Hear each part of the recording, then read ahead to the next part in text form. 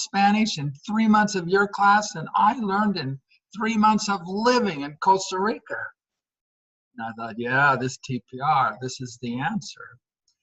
But after several months, I couldn't keep it up. And the kids told me with their faces that this game is over and we're not going to do this anymore. And I didn't know where to go. And the book didn't tell me where to go. And so I ran into this TPR wall.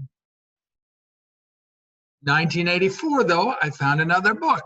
It was called The Natural Approach by Stephen Krashen. And he had 5 hypotheses of how language was learned. And I read that book, and when I read the idea of teaching with comprehensible input, that changed my life and changed my thinking.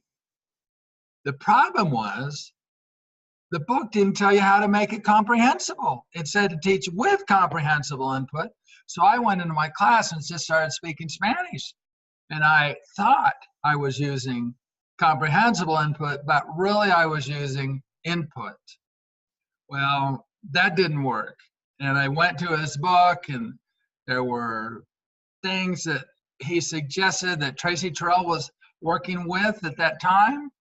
And I tried those things, but it just didn't do what I wanted it to. But one day, I dramatized a story with student actors. The story was about a girl who could kiss without her hands. And it was funny, and the kids liked it, and the actors liked it. And I asked questions about what was going on, and I thought, my gosh, that really worked. The more I did stories, the more success I saw in my students. And it miraculously changed my classroom, and it ended up changing a lot more than just me. 3 wonderful things happened because of my experiment with first TPR and then later what became TPRS. I was at a school with only 31 kids in the entire foreign language program.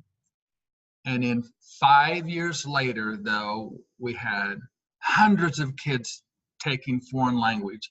And in fact, there was a study done by the State Department of Oregon in 1986, 87, and they listed my school as having the highest percentage of foreign language enrollment in the state of Oregon for a school our size.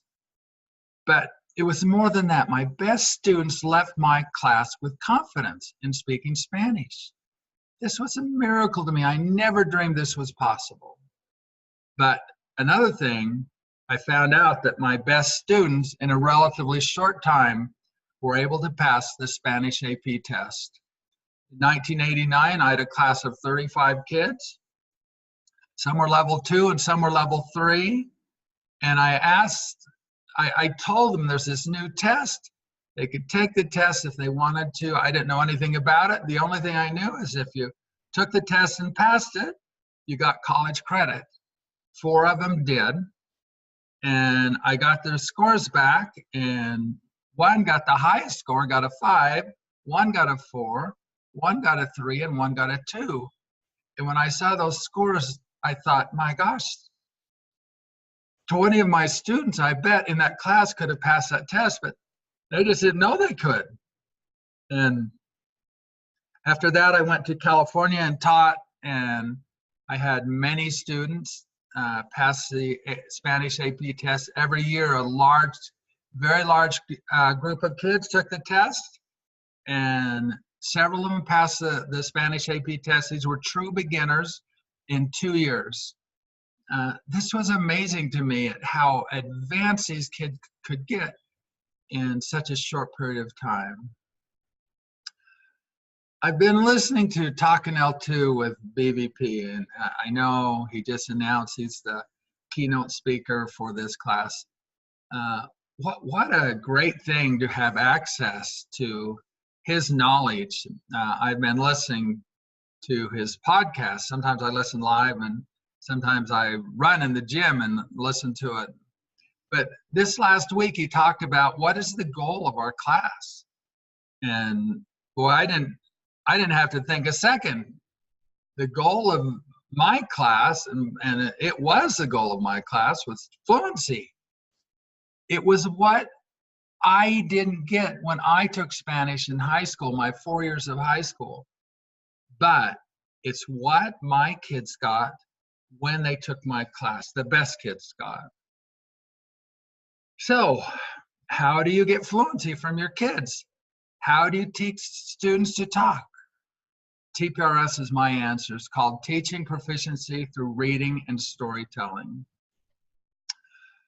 I've been working with a school for the last 5 years. It's Grayslake North High School. It's in a suburb of Chicago. And I've gone to this school every year. Valerie's a wonderful department chair, and she's encouraged me to come. And so I've been there many times. I've been there so many times. The security guard at the front knows my name, and he doesn't ask me for ID now. He just signs me in. But they have been doing TPRS now as a school for 5 years. They've done it with my coaching and my help, and this has been such a great success. So they started out as a pilot program of just 2 classes, and now it took about, in their 3rd year, everyone in the school was teaching with TPRS. One thing that textbook classes have in common is they don't have very many kids go to advanced Spanish. I've read more than one study, and in those studies, kids that study out of a textbook have about a 92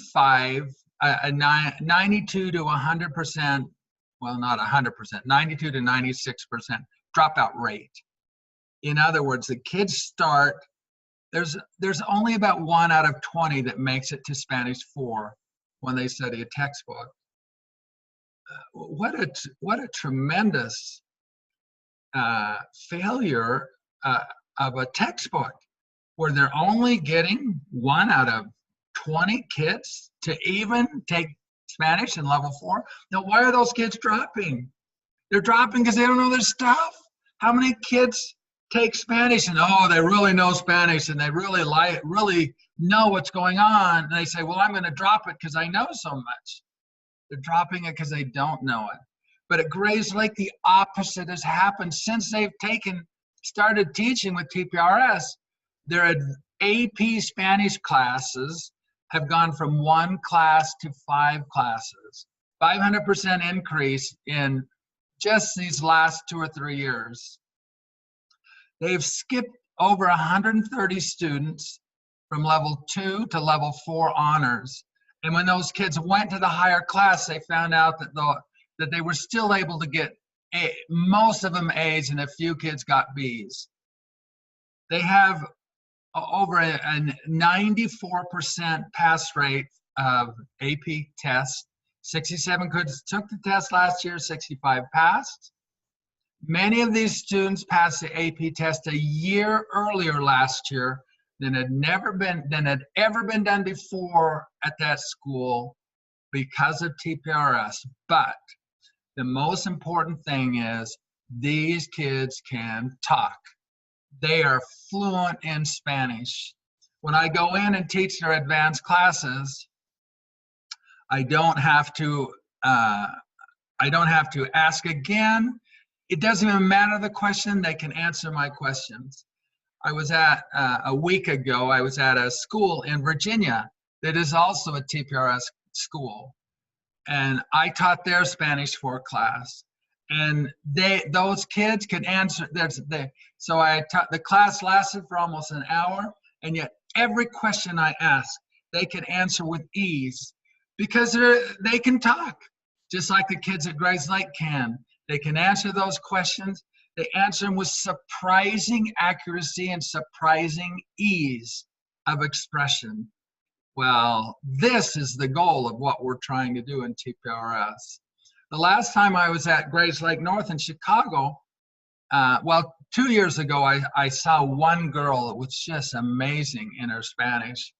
She'd never been outside of the country, and she'd only learned Spanish with TPRS, but she was particularly fluent. And so this year when I went, I said, I'd like to interview Kelly and put her on YouTube. And we called her mom, and her mom said it was fine. And so I have a YouTube channel. You can go Blaine Ray on YouTube and then look for Blaine Ray. There's 3 channels, and this is on a channel that it's got about 195 subscribers, I think. But you can see Kelly on this channel. I just put a little example of this interview so you can see her fluency. When I saw her and when I interviewed her, I thought, boy, she speaks a lot better than many Spanish teachers. When I put on YouTube, someone wrote, boy, she speaks better than me. This is because of TPRS.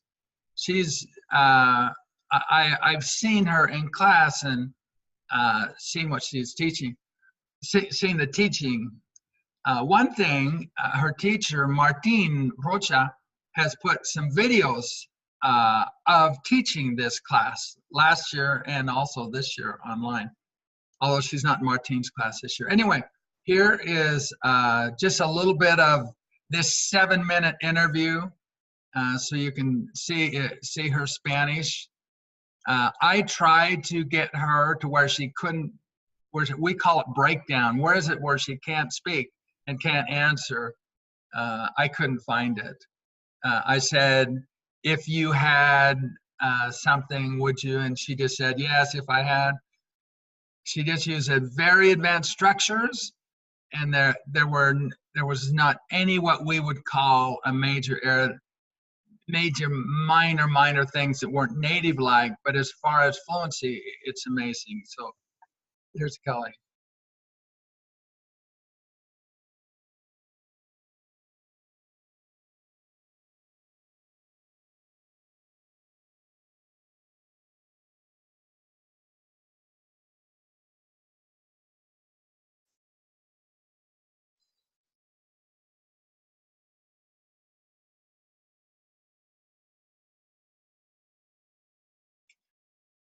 Again, you can see that whole 7-minute interview on YouTube. A year ago, I started an experiment with some homeschool kids. They're in different states. They're in Arizona, California, and Washington. There's actually 2 classes, and both of these classes are on YouTube. I've put every class up there so you can see the progression of this of the kids. So this is on a Zoom platform, so you can see the kids off to the right here. And in our program with TPRS books, we have a book called Look, I Can Talk, and there are mini stories, and we have these PowerPoints. And so I teach these with just a sentence. And so the goal of TPRS is to teach a sentence at a time.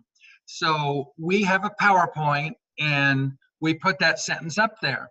So in this case, the sentence is Bart está en California.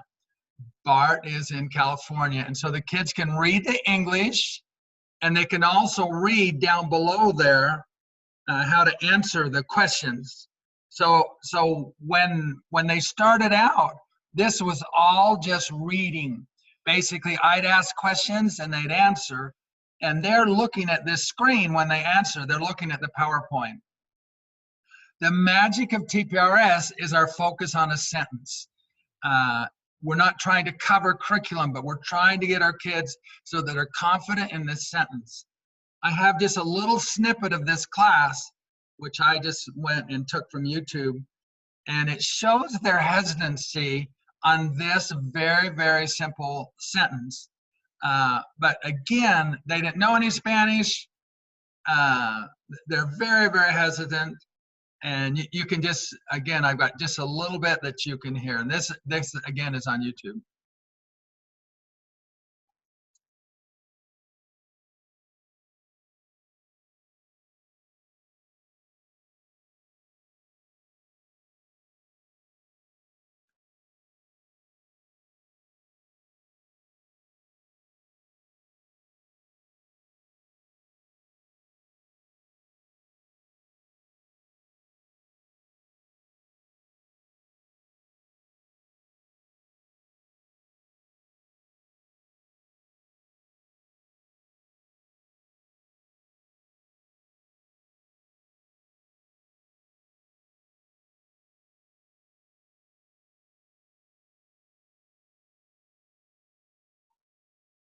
Okay, you can hear their hesitancy. They're very, very hesitant because the language is new. They don't know any Spanish. And so, but they're playing the roles, like one person is playing the role of Bart on that in the PowerPoint, and then there's a girl named Gladys, and so she's playing that. So what we have is multiple characters, but the multiple characters are all about the idea of getting those kids comfortable with that sentence, which is Bart is in California. One of the characters is me. Uh, we we learn from BVP that if kids hear language a lot, he used the term robust. What a wonderful term. Robust means that it becomes strong in their language.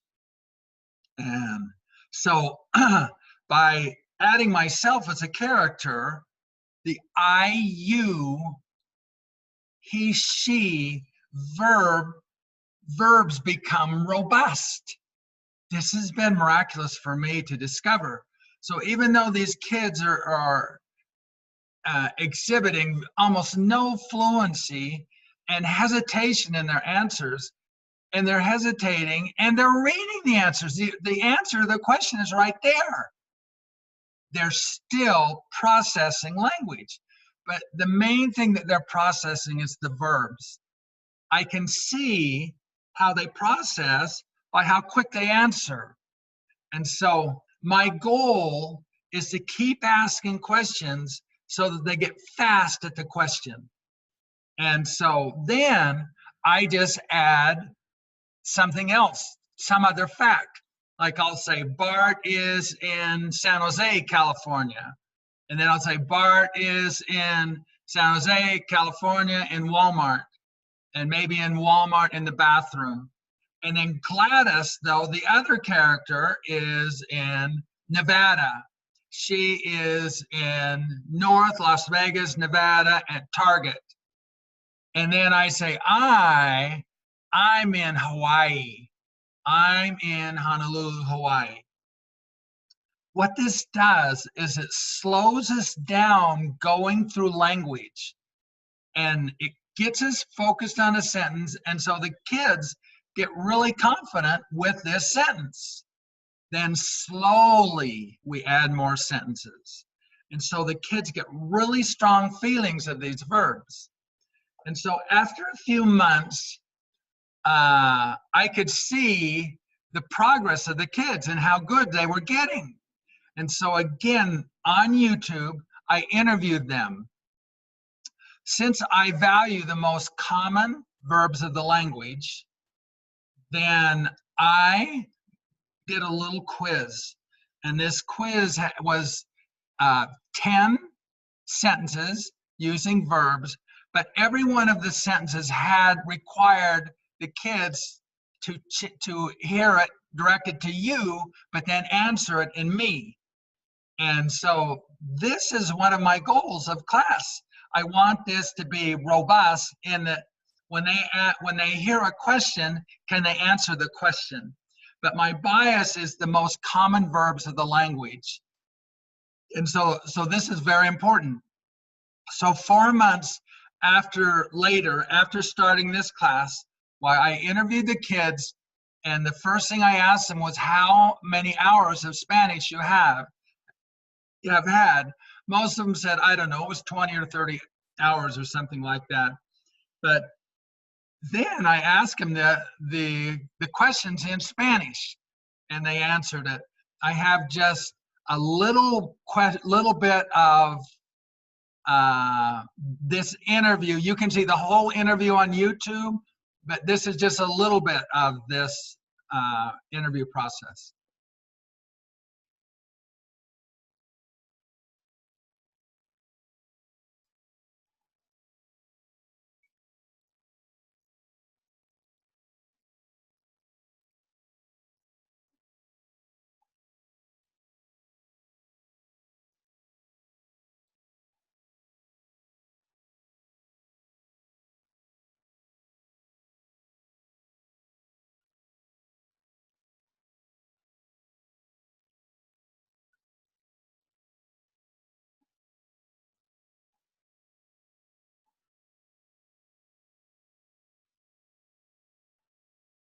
Okay, so in just, I think at this point, she had had about 30 hours of Spanish, and yet she could answer quickly. You saw her in the first video, and she couldn't answer quickly.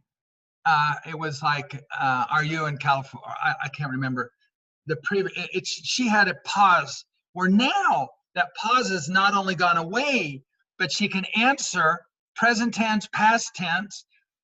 She can answer with an infinitive after the verb, and this is all by feel. This is amazing what she's done, what all these kids, again, you can go look at the interview on YouTube and see what all of them can do. I don't remember in this was, I don't know, probably 30 or 40-minute interview with all of these kids. I don't remember an error in their verbs. And these were the most common verbs of the Spanish language. This is really amazing to see. So this was last week. So again, we're still using, I've only been using PowerPoints, and the PowerPoints focus me on a sentence. I love these PowerPoints because so right there's everything is translated. So there's a boy, he wanted to buy a blouse for Katy Perry. And so we've been doing this story for 3 days, and we haven't got to this story yet. And in fact, I started this story out by saying, well, I have a problem. I have an addiction. I listen to Katy Perry music 21 hours every day. And I said, this is really good for me because then I have an extra hour to play mosquito golf. Then I have an hour to sleep and an hour to eat. And the kids really reacted and said, oh, no, you shouldn't. You need more time. So they didn't like how I was dividing my time. So we've had about 3 hours of discussion of this addiction I have, which says that I have an addiction of listening to too much Katy Perry. So I told the kids, well, I went to this club, this meeting for people with addictions to Katy Perry music. And so every time when we've had another class, why the number of hours a day that I listen to Katy Perry music has gone down. And so then I just say, well, what is your opinion? What do you think I should? So I think the last time I said, oh, I only listen to Katy Perry music 16 hours a day. And so I say, well, what is your opinion? What do you think I should do with those other hours? And every kid got to talk and express his opinion. On this class now, about the last 15 minutes of every class, I just turn it over to the kids and say, okay, you have some time to talk. And so a lot of times they'll just review the story in Spanish, and their fluency is just amazing. So I took just a little snippet out of this that you can hear. This girl's name Kelsey. You can hear her Spanish, and this was from our classes last week. So you can see how in the very first video, she had a lot of pausing and saying, yo soy Gladys, something, pause, in the most basic sentence. And now she just internalized so much Spanish. All the kids are, and you can see this on YouTube, but here's just a little example.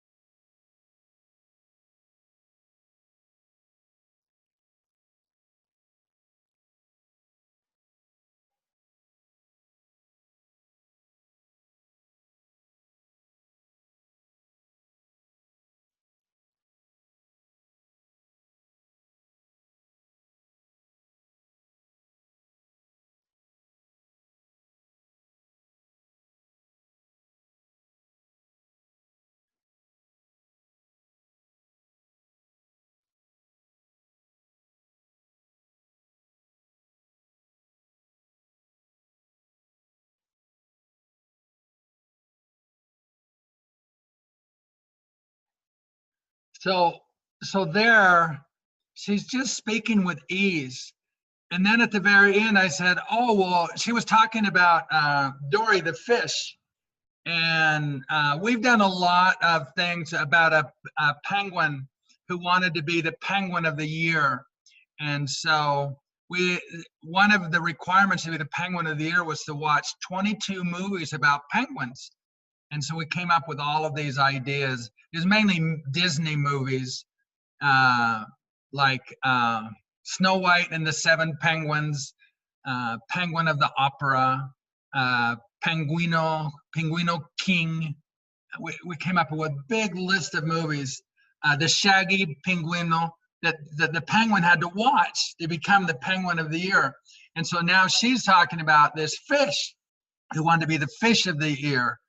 And she said lives in the and she visits me, and this is very advanced Spanish in that how quick she can process and put that object verb in front of the verb and the object pronoun. She says me visita. Well, that's not the structure of English here, but she does this with ease. And then another thing at the end, I say, you guys, ustedes, you're just the same. And she did miss a ser and a star, but she said, we form. This is after, again, about 70 or 80 hours of Spanish.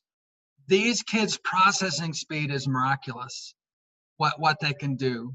Again, every class I've had is on YouTube. You can watch it, you can watch their progress, but mainly you can go to the end of any one of those classes and just see what they can do. They just talk. It's not perfect Spanish, but these kids are they haven't even been through our level 1 program. They haven't done Spanish 1. And another thing is that we've only done the oral part of the program. If this were in class, we'd have all of this reading, but they don't have the reading part of the program because it's only an online class.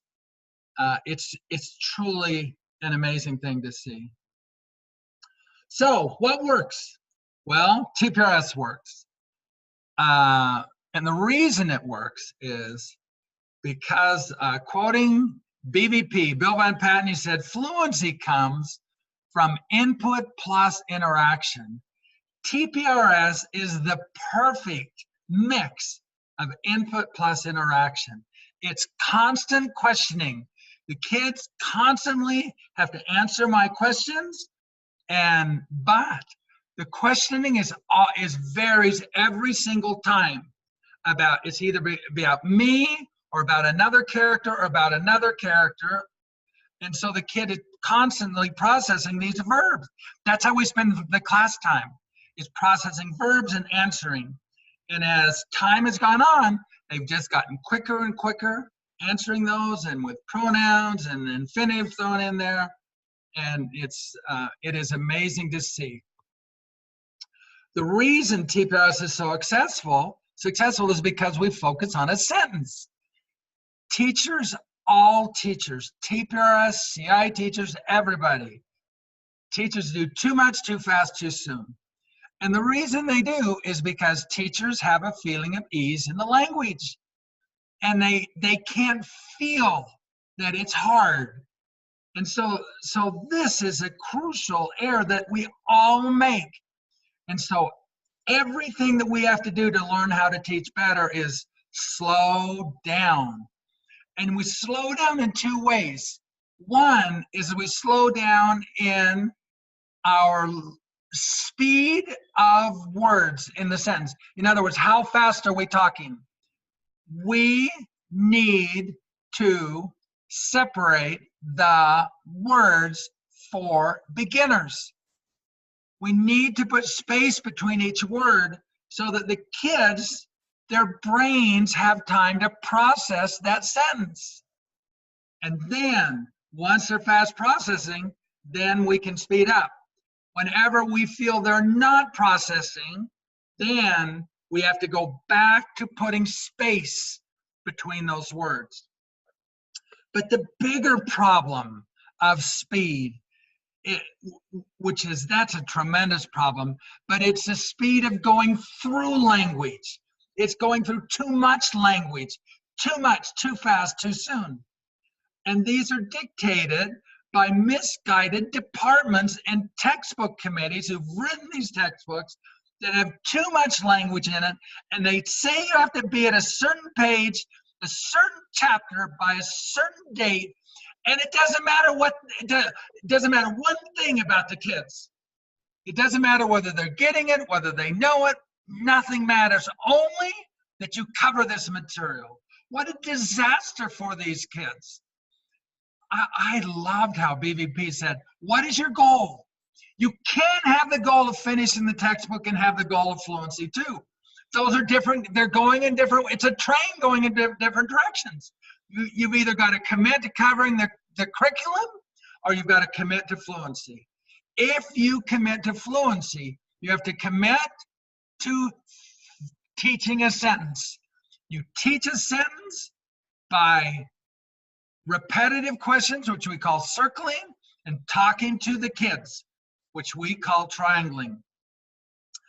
The curriculum is a sentence in front of us. In TPRS, we're not trying to finish anything. We're trying to teach that sentence that is in front of us. Gabriel, I love that he had some ideas I wrote down, and that was one of the things he said in a workshop. What a marvelous idea, though. If you will learn to focus on a sentence, then you will have the results of fluency, amazing fluency. And that's how you get there. Everything we do is done with dramatization, though. When we act out stories, kids always play the roles of the character of our story. And so, what is more interesting than live theater? It is almost impossible to space out when you have a story being dramatized by kids in class. It's just interesting. I had a girl that wanted to go to the library one time, and I told her she couldn't go, and she wanted to do homework, and I said, I'll let you do your homework, just stay in my class and I'll take some points off that you can make up later. And she said, I can't do that, Prof. She said, if I stay in your class and try to do my homework, your class is too interesting. I can't focus on my homework. Well, that's what live theater is.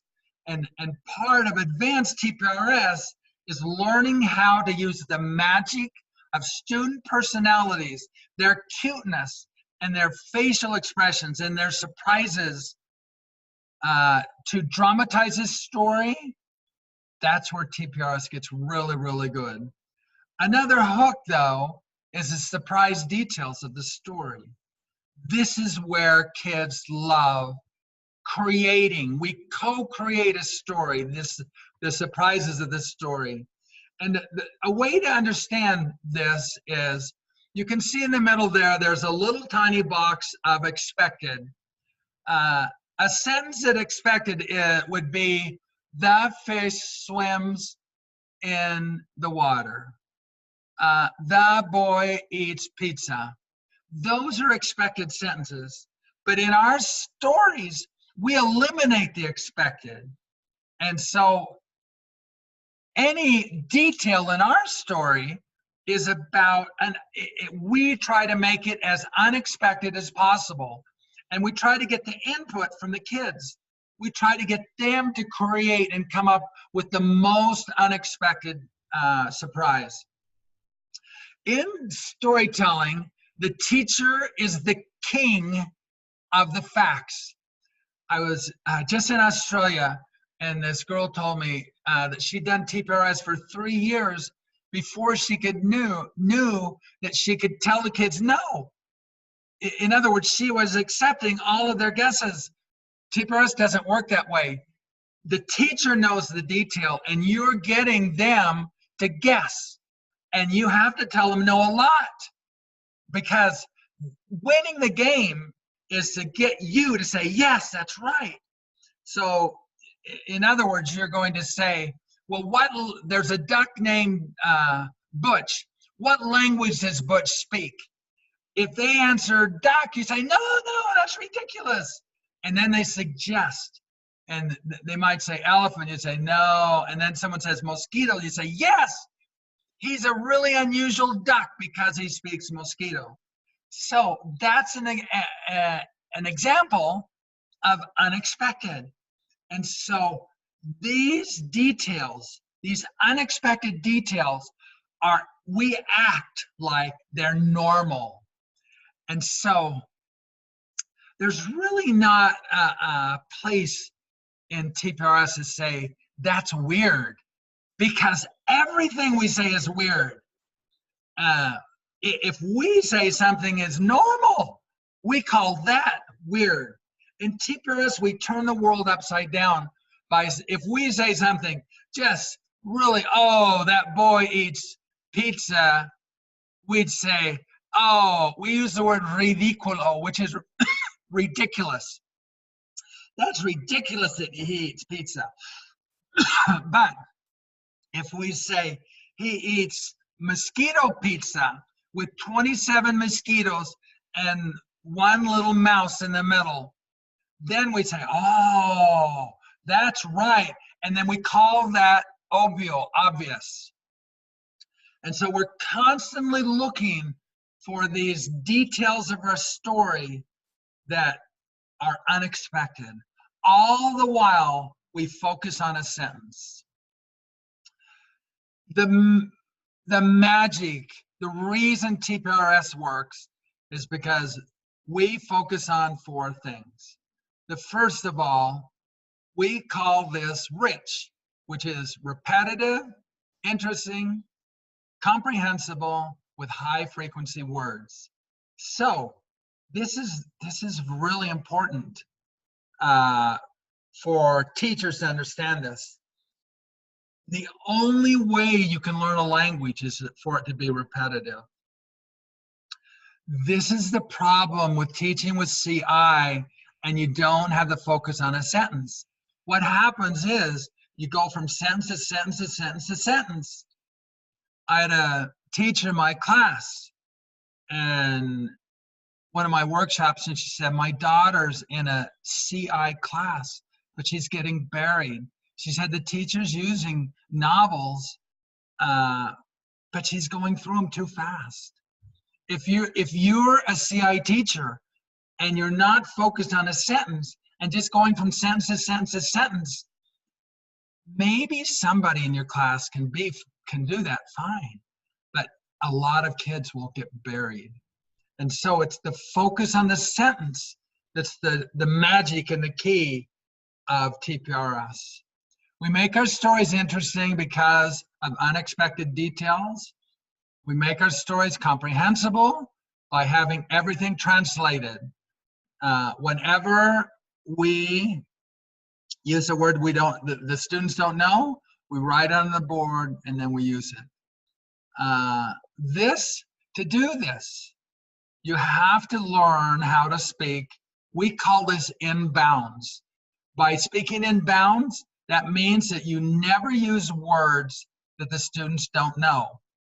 And so this takes some processing and it takes some practice. It doesn't come easy. Every single word that you speak in class, you've got to process and edit that word and say, do the kids know that word? And if they do, then you use it. But if they don't, then you either have to write it on the board and translate it or not use it. And so this is a challenge for teachers. It's hard for them to learn, but it's necessary to learn. What happens to a student when he hears a word he doesn't know is his brain stops right there. And he processes and he says, do I know that word? Should I know that word? What if he doesn't know it? Then what does he do? He stops, but the teacher doesn't. The teacher goes on. The teacher's already 5 sentences past, and the kid's brain's back there. You can't assume the kids can hear what you think they can hear. Yesterday, a kid in my class asked, what does the word klub mean? Well, klub is C-L-U-B, but she couldn't hear it. And so that was one So in TPRS, we don't write up words that we think they can hear. Well, I assumed she could hear that, and luckily she asked, because once I told her what it was, that it's the same word in English, well, then she said, "Oh, okay, good, she's got it."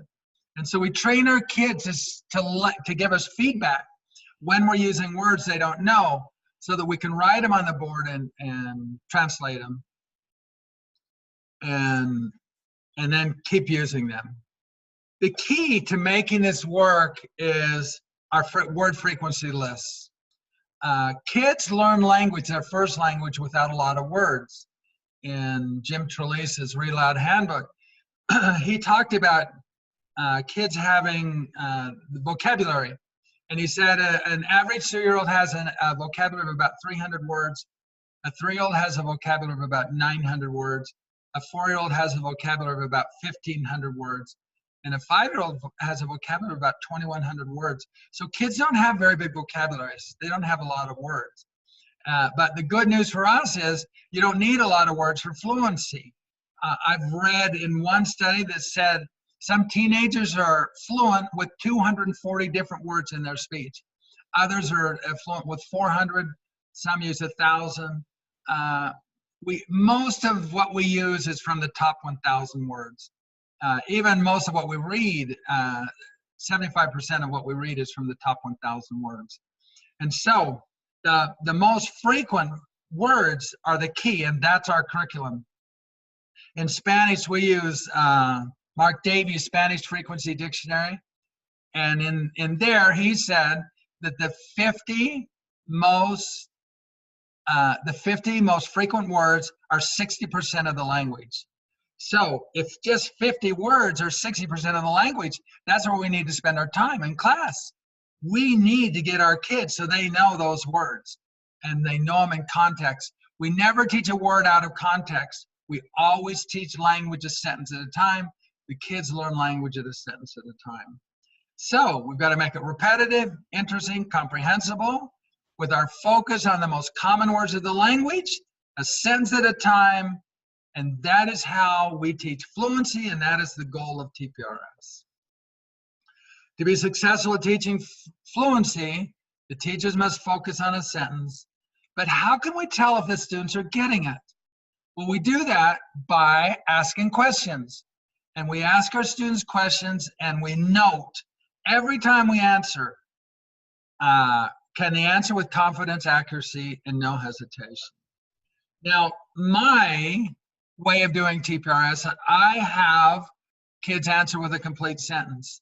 The reason I answer with it, the reason I want them to answer with a complete sentence is because every time I ask them, I want to judge how are they doing with their confidence, accuracy, and without hesitation.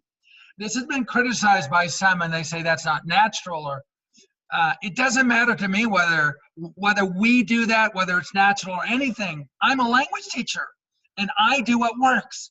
And by me, every single time hearing those kids, their hesitancy, then that's telling me slow down. Without them answering my questions, then I can't get a feeling of where they are. But every single minute I'm asking them questions. Every single minute they're answering, and they're letting me hear, they're letting me judge their fluency with every question I ask. This is a crucial information for me. I need this feedback second by second so I can gauge, do I go on to another sentence or do I add another character? Adding another character keeps me on that sentence and gets the kids more opportunity to have input on that sentence so they can feel confident. And then they can answer. But the main thing is we want hesitation to disappear, which will over time. So talking to our student actors is a crucial part of TPRS. Having them answer in a complete sentence is another crucial part of TPRS. Beginners don't have language to answer in complete sentences, so they read their answers. TPRS is not a goal to finish anything. We focus on a sentence. It's our goal to focus on that sentence and get our students to answer that sentence with confidence. So we start out with the most frequent verb of the language. In Spanish, it's eres. So we say, eres una chica. And then they answer, sí, soy una chica. And then I add myself as a character. And I say, soy un chico. And then I ask them, soy un chico, am I a boy? And they answer back, yes, you're a boy. And then I say, is Gladys a girl? They answer, yes, she's a girl. Are you a boy? Yes, I'm a boy. So we answer back and forth, very, very, just one sentence. And we do that sentence with circling and triangling. So on circling and triangling, we start out with a positive statement. So we could say, class, and then we have them respond by saying, yes, Gladys is a girl. Oh, whenever we make a statement, we have them react by saying, oh, and we have them react because we want them to demonstrate that they're engaged and maybe they understand. If we didn't have them respond to a statement, that would build in demonstrating that they're either not engaged or they're not understanding.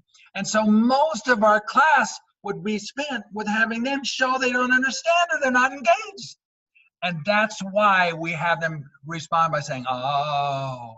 So this is a very important part. Another thing, we verify everything. We give them feedback.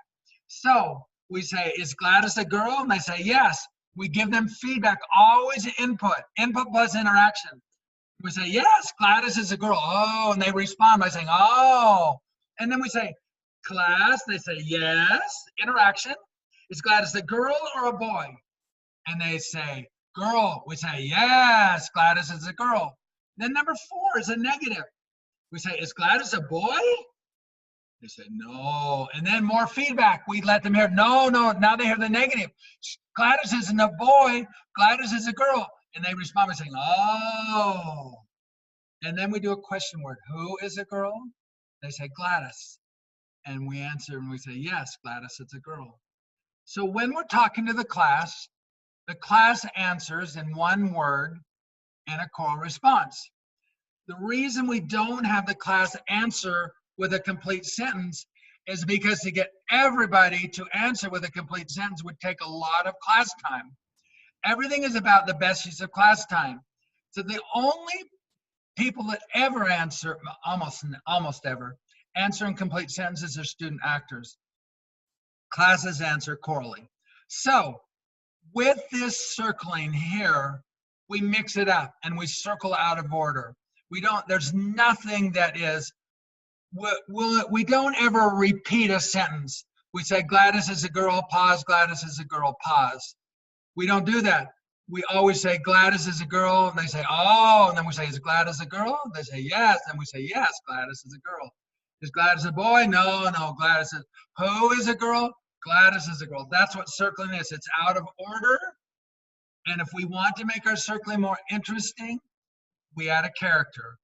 When we add a character, we could say Gladys is girl number 1. Lady Gaga is girl number 2. Shirley is girl number 3. So now we'd have 3 characters, and we could have I'm boy number 1, Butch is boy number 2, and Johnny Depp is boy number 3. So now we would have 6 characters. And so we can go back and forth to the class, and then we can talk to each student. 6 characters, 1 sentence though. Somebody is a boy or somebody is a girl. And so what this does is it focuses on a sentence. It keeps us on a sentence so kids can get confidence in that sentence. We have one other thing that we do, and that's called triangling. So on triangling, here kids answer with a complete sentence. So the triangle is the teacher, the student actor, and the class. So if I'm teaching the sentence, Gladys is a girl, I'd say, class, Gladys is a girl. Oh. I turn to my student, who's Gladys, and I say, Gladys, are you a girl? And she answers in a complete sentence. If she can't answer in a complete sentence, she reads it.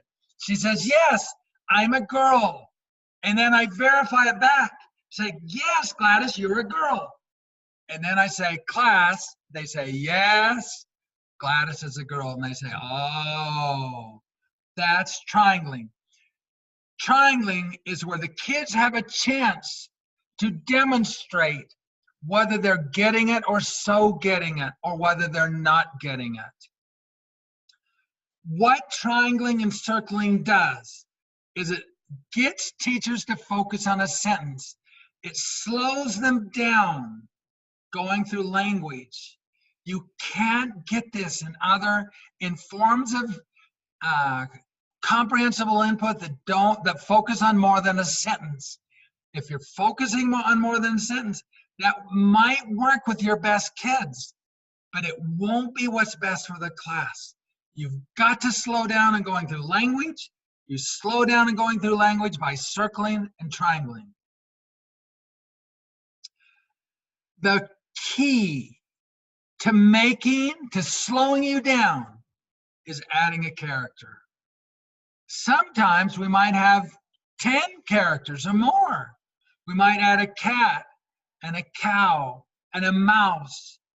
And then we could talk. We'd have a student play the cat. And then we'd turn to the student and say, are you a cat? We'd say, class, Barney is a cat. And then we'd turn to the student playing the cat, Barney. And we'd say, Barney, are you a cat? And the student would say, yes, I am a cat. And we'd tell it back, yes, you're a cat. Class, Barney is a cat. So we could have girl 1, girl number 2, girl 3. We could have boy 1, which is me, boy 2, boy 3. Then we'd have cat and a dog and a mouse. All of those characters slow us down going through language. You can't feel the need for you to slow down unless you've learned another language that you don't know recently. And you have the feeling that, oh, this is hard. In all of our TPRS workshops, we always do a demo because we want teachers to feel what it's like in a language they don't know. You have to have the feeling of staying on a sentence. You have to have the feeling that I need the repetition. I need this to go slow. But the most important idea of going slow is going through language. How many sentences are you How many sentences are you using in your lesson today? Count them. Is it 10 or 12 or 15 or 100? You can't get it if you're going through too much language. Adding a character is crucial to understanding how to do TPRS well. We want a minimum of 4 characters in every story. So, really, there's going to be even more than that. But we have PowerPoint. So in the PowerPoints, it talks about we have a main character and then we have another character. So there's at least 2 main characters. So you'd have 2 students that are playing the role of the characters in the PowerPoint. But then we have a celebrity or a creative character. It's generally a celebrity, Brad Pitt or Celine Dion or Britney Spears or somebody that the kids know. And then we have a personal character. The personal character is the character playing himself.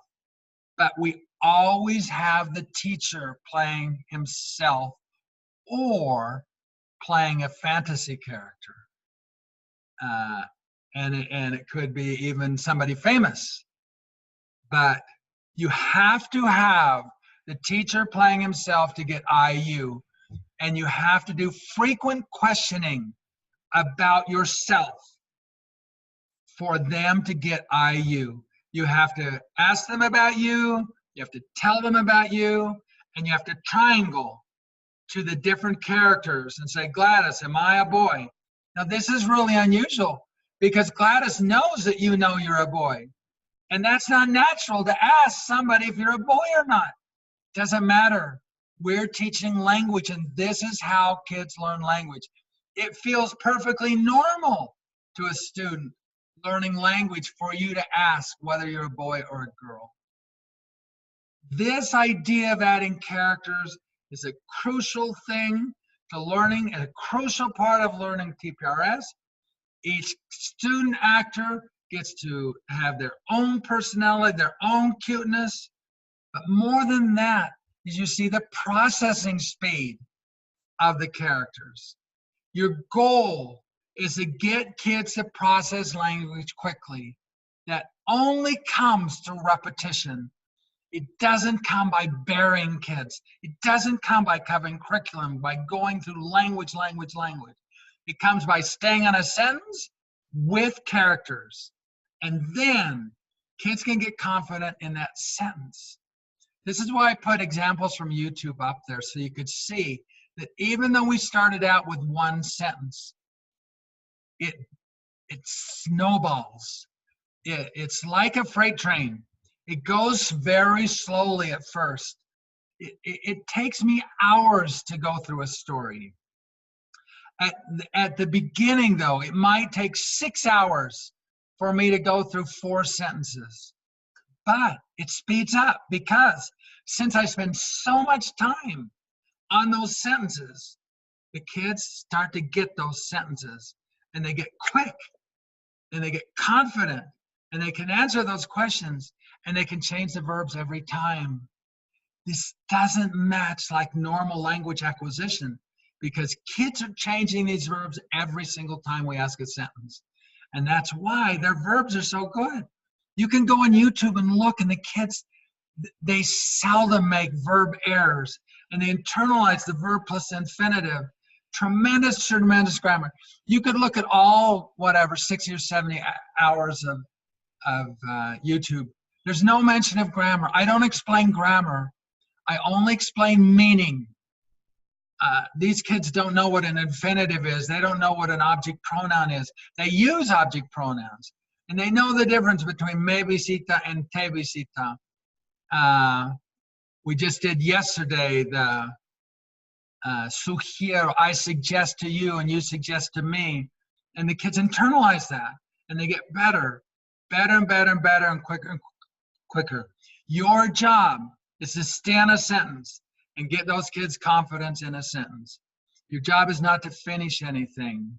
It's not to finish a curriculum. It's not to finish a chapter or a book or anything.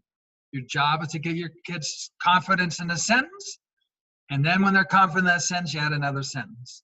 A story is about 10 to 20 sentences. How long it takes us to get through that, we don't care. It's not our goal to finish that. Our goal is to get those kids confident in a sentence. I heard this sentence. I can remember when I read it. I wish I would have taken down who did it. I don't know who said it, but they said, I remember best that which I learned with pleasure.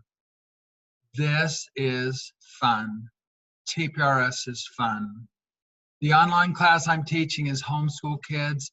They're not doing this for a grade. They don't have to do this. They love class. When we miss class, they miss it, and they tell me they miss it. It feels good. It feels good. The learning feels good, but just the fun of the class feels good. Zig Ziglar said, anything worth doing is worth doing poorly until you can do it well. I heard someone else say the same idea. Anything worth doing well is worth doing poorly at first. A negative of TPRS is it's a skill. You're going to have to, this will have to be your quest. You're going to have to work at this and get better at it and go to workshops and learn how to do it. But is it worth it? Well, maybe it is. It certainly was in my life. I went from a school where they fired me in one place, they were going to fire me in another place, and they told me I had to get more kids in my class.